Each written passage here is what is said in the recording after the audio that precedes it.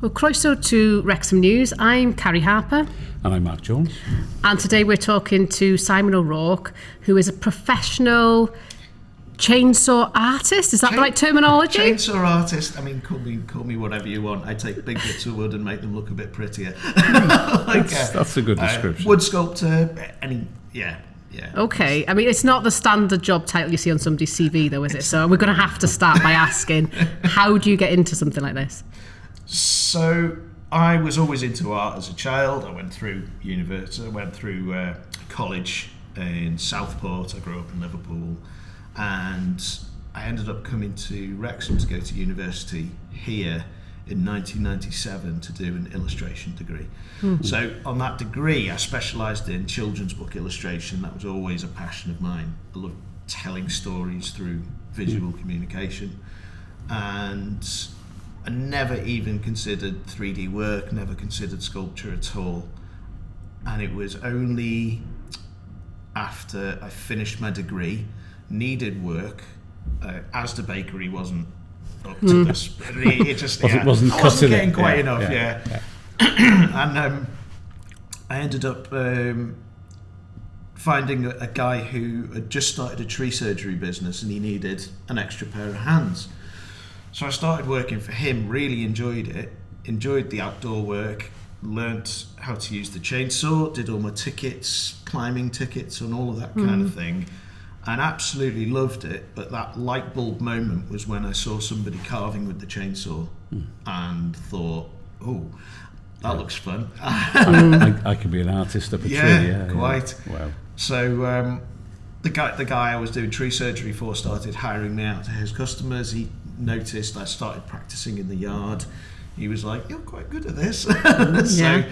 So it was great because it was a way of me getting a bit more of my creative expression out there, and it was great for his clients as well because they might get an extra thing like an owl in the tree stump that we've just taken down, and so there was some major plus points, but the journey from trying it out and just doing it for a few people to full time as an artist was quite. It had its moments of, sure. this? From the start, do you think I can make a career out of this? I never thought that until I started to go to events. So Woodfest Wales was a big event at the time. It was over in St Asaph. So I went there a couple of years on the trot. The people I met there were amazing. It was amazing to meet other chainsaw carvers, and you start to get to know people. Internet's in its early days back then as well, so there was like forums online where there was American carvers and German carvers all sort of talking about it. I was like, wow, this is quite a big world of things. And then the very first UK international competition got announced, and that was happening in Sandringham, on the Sandringham estate. So I went there under my own steam. I borrowed the chainsaws off my boss, and there was 50 carvers from all over the world, and I came third. Wow. And that was the pretty good kick I start, needed. isn't it? Yeah. That was the kick I needed. Not bad for a beginner. Yeah. So that was September 2004. So by that point, I'd been playing around with carving for 3 years and starting to really feel like it was something I really wanted to do. And I ended up, so I looked up all the business help and things like that, because being an artist, business doesn't come naturally to me. The finances and things like that, they're not my strong point. Right. But there was some amazing courses, business courses at the time, running at the Bersham estate. And I hopped on one of those and kind of got going January 05. And for 2 years then I was running it part-time with doing tree surgery as well. Yeah. And and then ended up going full-time in January 07, and I haven't looked back. Not look back, because you're world renowned now. You know, you said you came third in that first competition. You've won a lot more since. So just talk us through that. Well, it's been just insane to think, you know, picking something up like that has enabled me to travel like the world. Yeah, I've been to Japan and Canada and America and Germany a lot, the Netherlands, number of other places, and yeah, competing on an international level has just been great, really. I think part of me doesn't like the idea of competitive art, because art should be subjective. The technicalities, maybe, you know, the sort of cleanliness of cuts, if you want that finish, but quite often the competitions end up being largely based on the kind of art that people enjoy on a general level, rather than things like abstract art, which often gets marked down because not as many people like it.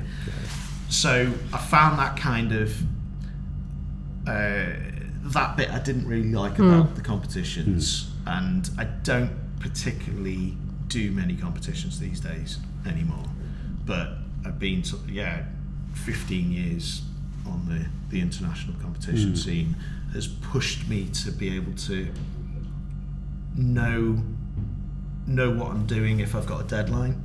So I can look at a thing and go, okay, well, I can carve that in 3 days. If I take 4 over it, I can add that and that and that and that level of detail to it. But if I know that I've got a certain amount of time, then I'm fairly good now, because of the competitions, at planning my time and working out how long it's going to take to do this bit, how long it's going to take to do that bit.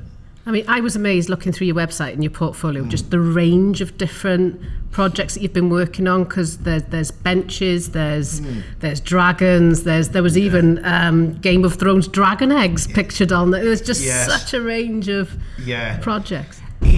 I love the variation that I've had. It's been an amazing kind of journey to be able to get all these different types of projects in, and I've not tried to confine myself to one thing. There's a few guys out there, some of my friends, who are doing chainsaw art, but because they tend to post the same sort of thing again and again, that's what they get.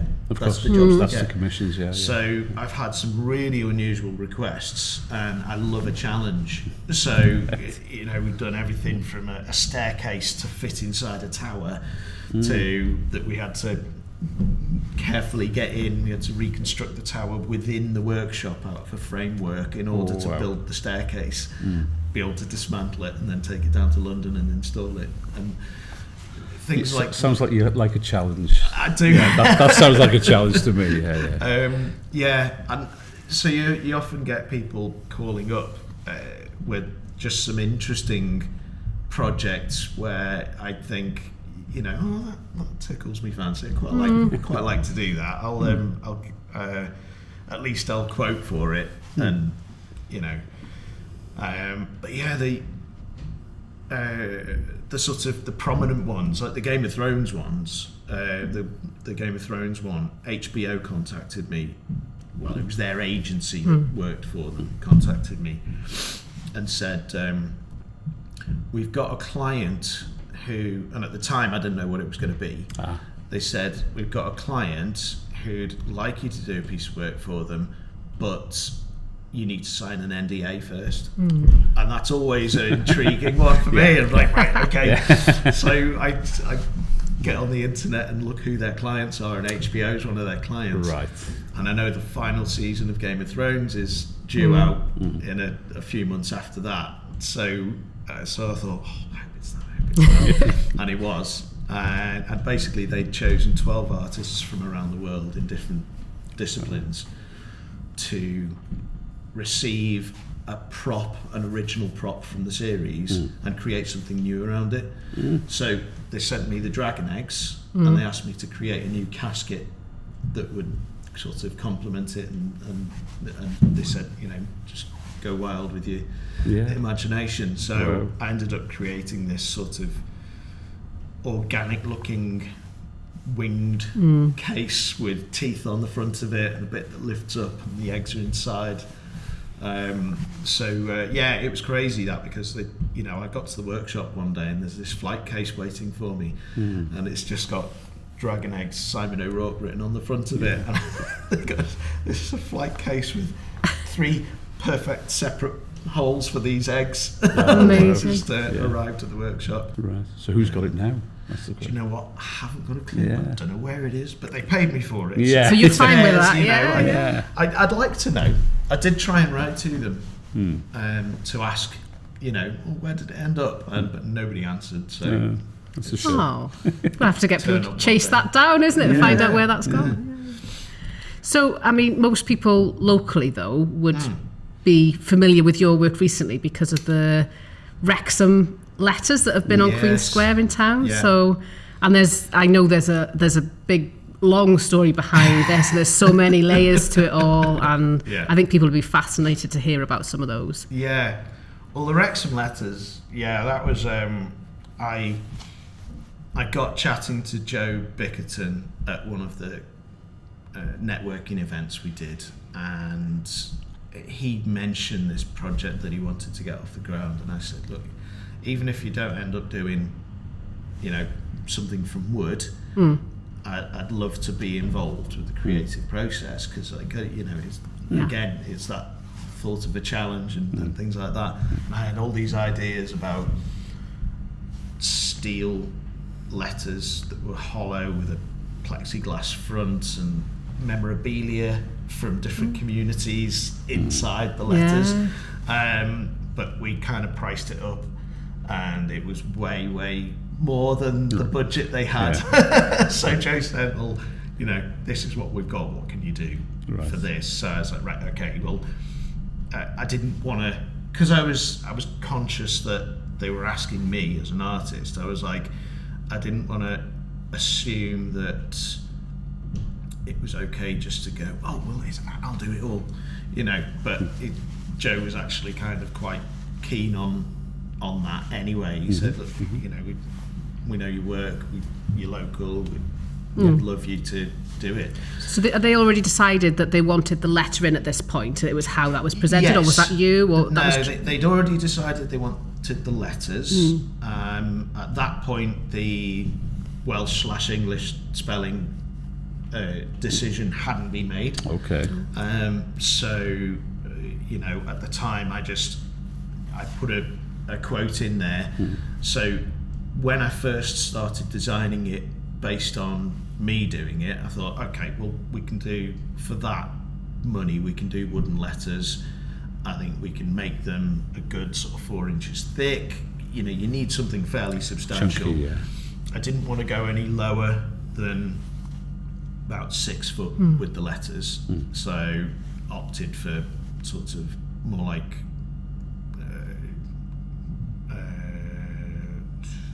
6.5 foot, I think, whatever 2 meters is in old money. Chop and change between metric and imperial. But so I wanted them to be above most people's heads, just because you get that much bigger feel. And the stories that I wanted to tell were, I wanted to involve the community in some way. I wanted to reflect the industrial heritage.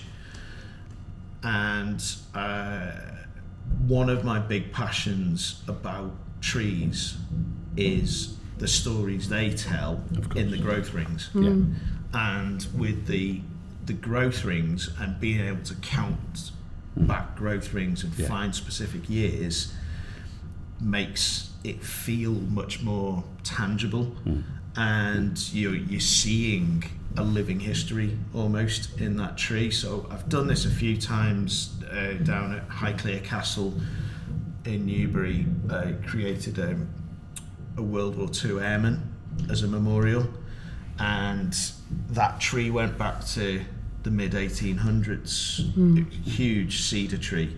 I mean, it had been planted based at around the time of Capability Brown, and you know, he was Landscape so it's gardening, massive amount of history. But because it was a war-based memorial, I found the growth rings for 1918 and 1945 and marked in the two sort of ends of each war.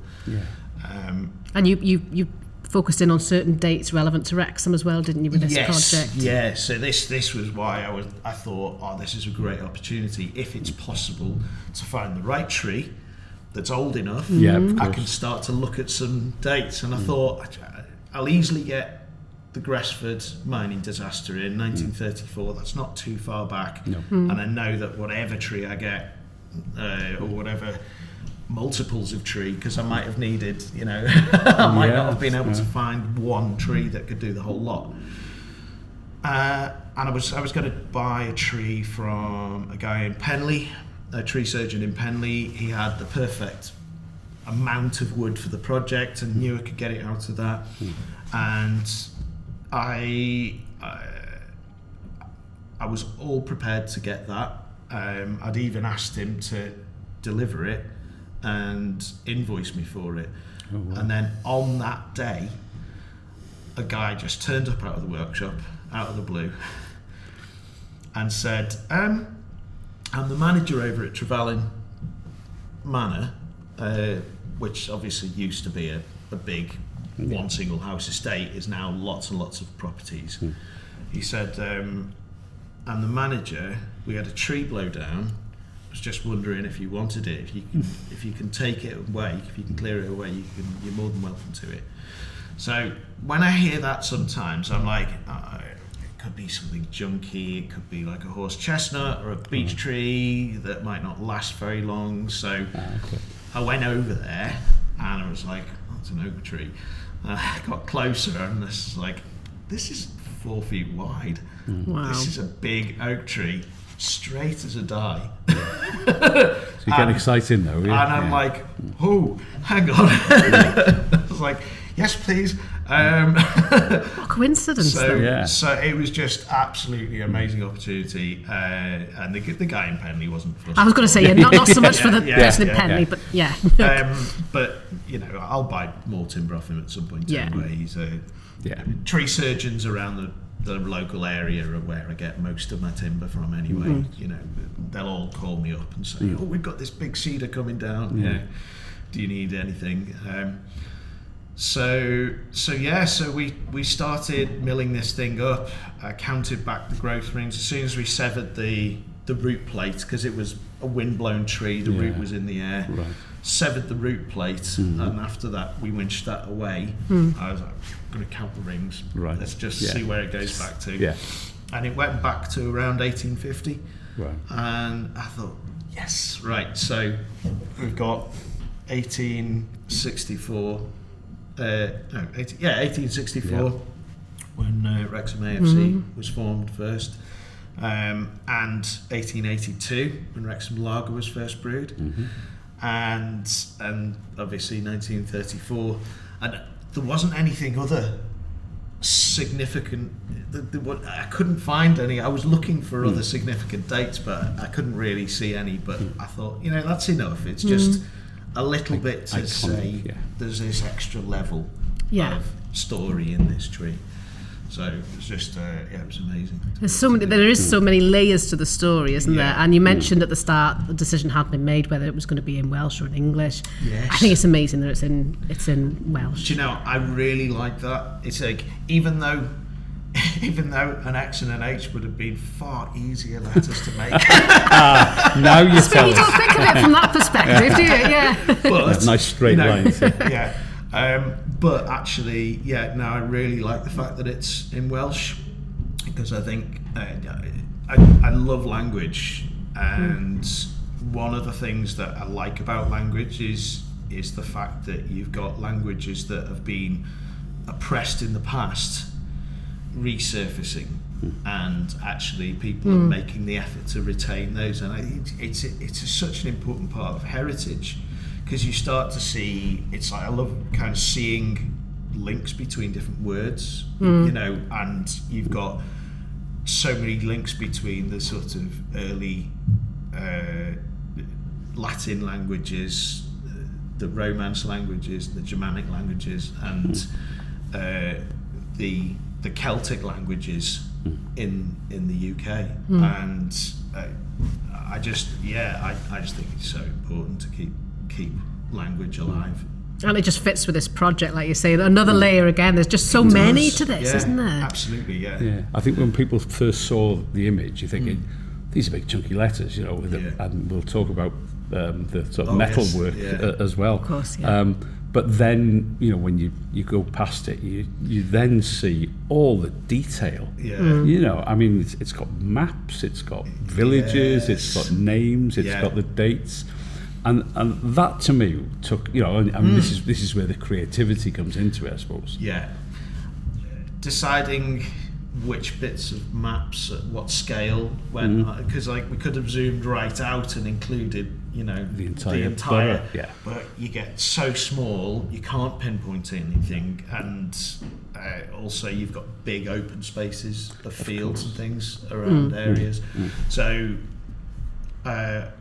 we had to kind of go through each letter and go, okay, which area fits best on this part? And it's like some parts had like on the A, we were able to fit the viaduct and the aqueduct on there, sort of across that base, and you get the nice line of the River Dee following along Team Hour Country Park.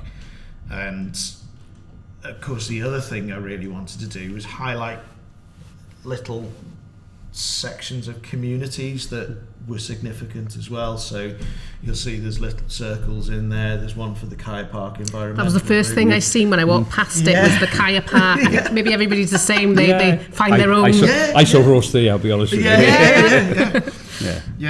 But that was, but this is part of the community involvement I wanted. So I actually got people from those different communities to come and chisel a little bit of their part, you know, and it was so some of the guys from the miners' rescue came, and I drew a little pickaxe for them to chisel out, and guys from the rugby club came, and we got a little rugby ball with the years, because it's 100 years of the, is it 100? I don't know. Whatever the, or 75 or something. Yeah, so that might be closer to it. Yeah. 1905 to 2025 or something. I don't know whatever those two dates are. I can't remember them now. Well, we should go and see them. If only they were here. Yes. That leads us to another interesting issue. Yeah. That's the thing. I mean, for me, it became this instant landmark. Yes. You know, because there were so many levels to it. They were so impressive, imposing, and people were just stopping for selfies. And you know, that doesn't happen often, does it? You know, that something becomes that iconic that quickly. And we've seen how popular public art is, and we'll talk about that. So yeah, talk us through some of the issues you faced there. Well, so the first interesting thing is that people don't often pay attention to stuff until it's in their face, and I appreciate that if something's in public, somebody has to be responsible. In that sense, it's the council most of the time.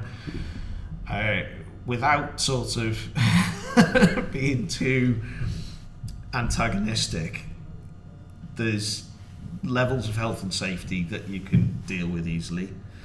And for the council, one of the first things is they pointed out the letters were wobbly, but that's because the pavement wasn't straight underneath, so they had to put wedges under it anyway.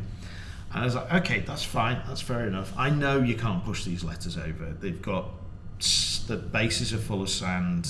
The letters themselves weigh anywhere between 490 kilos and 700 kilos each.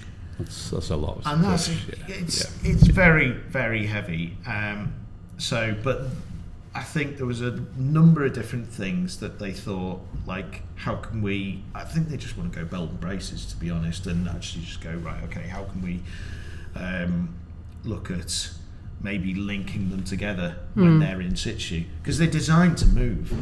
Yeah, of course. I designed them with lifting points on so that the HIAB could easily come in and put them on the back of a wagon, take them to the next place. Because I think there's different places they had lined up.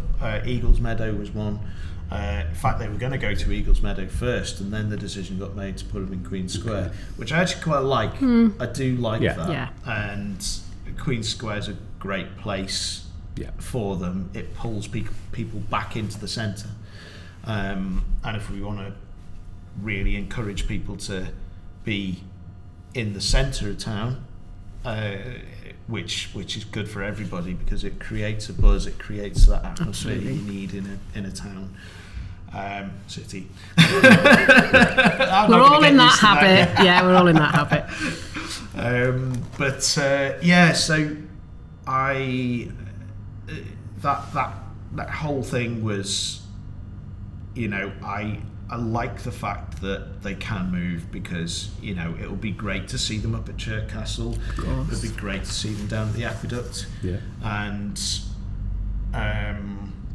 the Story Brumbo as well, isn't it? Story Brumbo, that's really exciting. Everything that's happening there, I love it.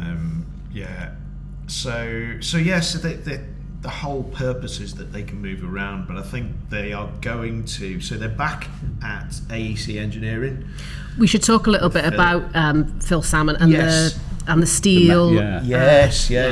How much of that was your design then on top? Did you always want that kind of metal design? Yeah, so I designed it in mind having a metal base. I offered the lighting as an extra if they had the budget for it.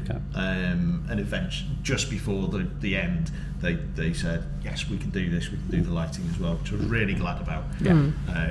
Makes it sing, doesn't it? It does, yeah.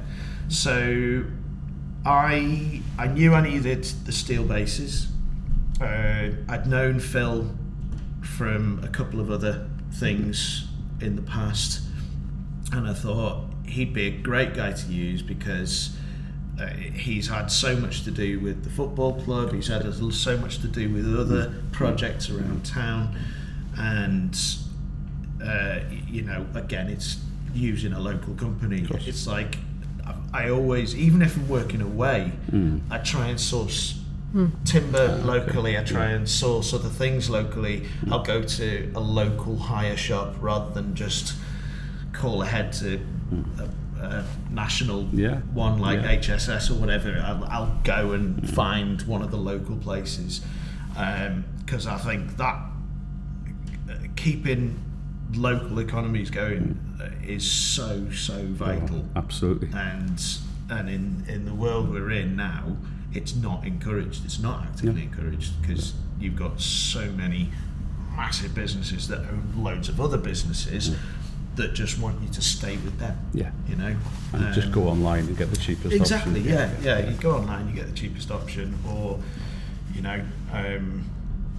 go to Tesco rather than go to the butchers, or all of that kind of stuff. So so that bit was really important to me, looking local. I knew Phil could do the job, and I know how capable he is, so I went to him and said, this is what we've got, this is how big they're going to be, what do you suggest? I knew I wanted the skyline on it, so I was like, well, I can cut that out, that's no problem. Oh, really? So I've done a bit of steel work in terms of using a grinder. It's very similar to wood. It's just there's sparks instead of sawdust. Okay. You make it sound very simple. So that bit wasn't a big issue. So, but just making sure the steel bases were strong enough. I wanted them enclosed because I thought initially I was going to fill them with concrete, even, and that would have been even heavier. But I thought eventually concrete, the water, it's going to rot the steel eventually. So I thought I won't go with that. I'll go with sandbags instead. I still added 150 kilos to each base, which is really substantial. Solid, but Phil was great, so it was nice to work with him on it and to go through. We kind of went through the design between us. And as he came across challenges, he said, we've got this challenge, I'm thinking of tackling it in this way, I'm thinking of adding in an extra strut there, things like that. Like I say, the C and the S were the biggest challenges because it's ironic, isn't it? Yeah, I know, it's so funny. Yeah, but you've got to, for the S, to have a hanging point at the top. You had to have steel that did that. You know, it went in an S shape. So to do that and to keep it strong was a real challenge for Phil. You know, and again with the C as well. But you like a challenge, as you told us. Absolutely. Yeah, definitely. I suppose we've got to touch just quickly on some of the controversy because we won't dwell on it too long, but they were moved, weren't they? There were a few council had raised some health and safety concerns, which I remember reading in Wrexham.com, the big headline about splinters, which prompted a huge public response. So they moved them round the corner, and then hundreds of local people signed a petition to get them moved back, which again, nice, you know. To be fair, I was so flattered by that. I really was, because it's like you say, to have something become that iconic within that short space of time, and you know, all of the it's like in between all the positive comments, you're always going to have the that money could have been used for potholes. It couldn't. No, it couldn't exactly. It's just people just not understanding how council funding works and how, you know, because this is funding from a separate source anyway, isn't it? And there's just so many people who don't read things properly, who don't know that, but they're very, very quick to get behind a keyboard and don't we know it? But you know, overwhelming amount of comments that I saw were really, really positive. And you know, and ultimately successful outcry from the public, really, I would say, has helped make sure that they will be coming back, won't they? They will. And I was, you know, it's as an artist producing something that's going in public, you want it to be talked about. And it's been talked about a lot. It did, But it's like even some you know, some people say it's, you know, even negative press is, you know, no such thing as bad publicity, is there? But at the same time, it's like the only people who've been moaning about it have got zero, you know, credibility to what they're trying to say. Absolutely agree. That's quite a polite way of putting it. Should have been a diplomat. I mean, I think it's part of a wider thing, I think, isn't it? You know, I think it's really important that we do celebrate that there's the whole art trail, the whole murals that we're seeing now. Just, you know, that sense of, you know, we can do this. You know, and I think, you know, it's good for, you know, tourists like to come and see and they get the pictures and all that.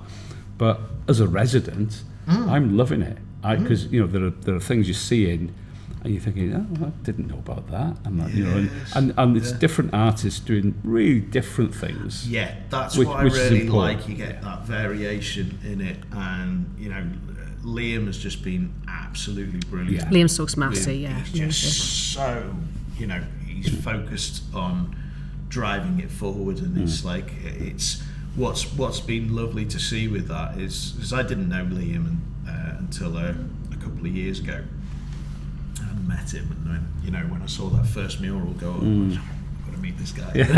You know, so it's just it's been really nice to meet him, and I've had him on our podcast. We did an AI debate at the university. Really? So interesting. We've had one of those. We did a couple of weeks ago. I'll have to watch yours. So I had 4 of us as different artists.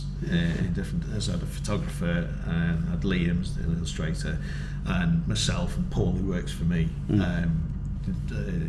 So we just had for an hour basically in front of a live audience of art students, and it was really interesting. Some of the stuff that was coming up was very, very fascinating, but Oh, I bet, because if you've studied art and you look at the implications for AI now, my son's just finished a game art course doing 3D design and things, and he's looking ahead thinking, is there a job for me anymore? This is the question, isn't it? This is it, and I think, I mean, without kind of digressing from what we're talking about, one of the things that's, I mean, it does tie in because, public art is something that is tangible and there, and you've seen somebody do it, and that that's been done by somebody's hands, and I think, without going, well, actually, we've now got a robot with a paintbrush on a cherry picker creating this thing. But you're creating something that makes people stand back and go, oh wow, and it adds something to that local area. It really brings places to life, and it tells stories, and it's just that when you're looking at where things are going, I actually think that it's going to become more and more, it'll become rarer to find the artists who are doing things by hand, which will hopefully increase demand in the right areas. Because I was saying, so you do see some positives potentially. I do see some positives, that's good to hear. When you think about somebody's mindset and who they're hiring to do something, if they're begrudgingly paying an artist to do a proper job, and they see AI as a get out, that's a reflection on them as to how sloppy they are and how much they don't value what they're giving as a service. So if you see somebody who's employed an artist, they've really cared about their product, and they've really, say it's actually I'll take the new coffee company who's come up in Wrexham, Sweet Grind. She's roasting coffee, and she's getting local artists to design the packaging, to illustrate on the packaging. So she ran a little competition to do her first batch. She's just doing 3 coffees at a time, really small, but she's getting into hotels and places like that. And that kind of thing shows there's an ethos and a commitment to the product behind it, and you're not just after the money. And I think that's where you're going to get the difference between, publishing houses that are churning out books and going, well, we don't need to pay artists anymore, we can do this, or people selling posters that go into big places like IKEA or things like that, and they're just churning out this AI art, mass produced. I think it's a huge worry. In terms of the whole creative process. If people think they can do these shortcuts, and there's a place for AI, I think, massive place for AI in terms of making the drudgery easier, but not to. We don't want to be left with the drudgery and the AI does the creative. I know. That's the wrong way around. It is. Absolutely. You're absolutely right. It's, I want it to do my washing up. I don't want it to... There you go.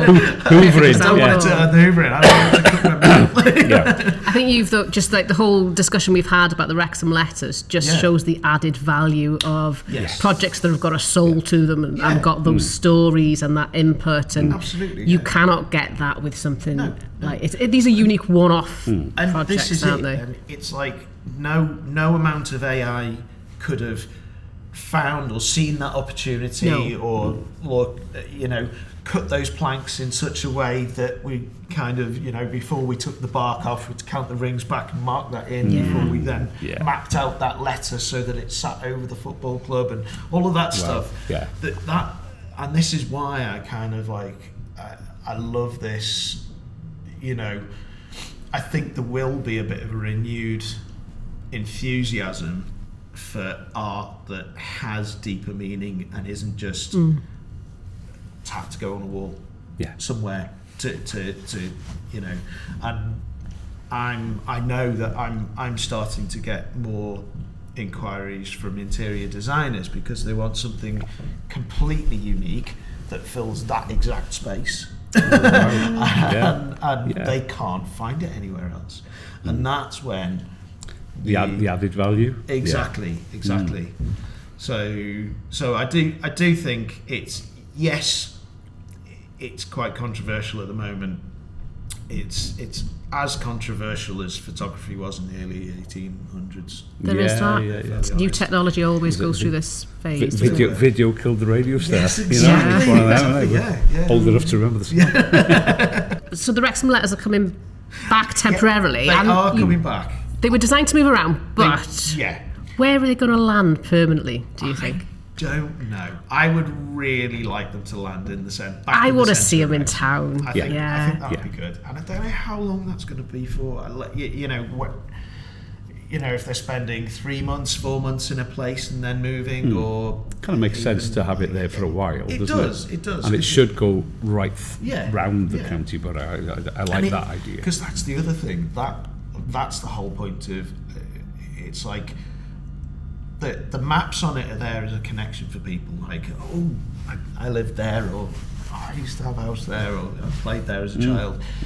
That level of connection is great, but you've got this highlighting the wider county of Wrexham. There are so many amazing walks, there's so many amazing historical things to see without, you could spend 3 or 4 weeks just going from place to place to place in and around Wrexham if you had someone had a holiday here for that long. But it's just it's a viable place to have a really nice holiday and a break and see some really interesting things, and I think that's the level we should be aiming at for the town centre in terms of this public art and things changing as well. So like you say with the letters, it's encouraging people to go, I've seen them in Queen Square and I got a photo. I want to get a photo of them when they're in Church Castle. I want to get a photo of them when they're so like letter groupies, but following it around. Do you know what's interesting as well? With the whole attention because of the football club, there's a couple of times on Twitter or wherever I usually spell Wrexham the Welsh way when I type. And I had Americans telling me I'd spelt it wrong.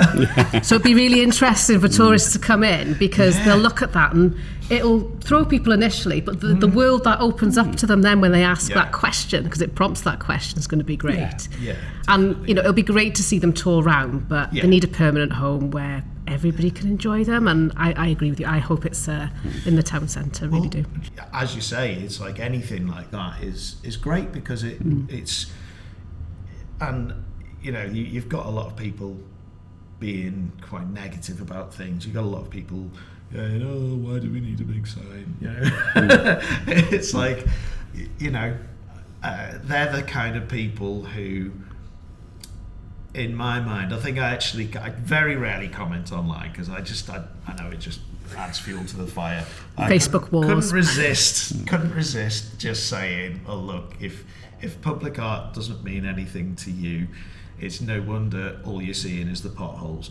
That's a good point. It's a bit of a mic drop. Walking around with your head down. Bit of a mic drop. So it's you're not going to get away from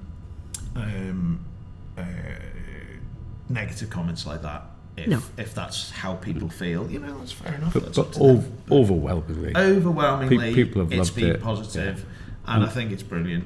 I really think. And the whole art trail, Liam stuff, the murals. It's gone down so well. And it speaks for itself. We can see it's adding value. Everybody can see that when you walk around town. Absolutely. All these different projects and just the energy and the passion and the pride that goes into them. It's a real physical expression, I think, of what a lot of people are feeling locally at the moment. And it's fantastic.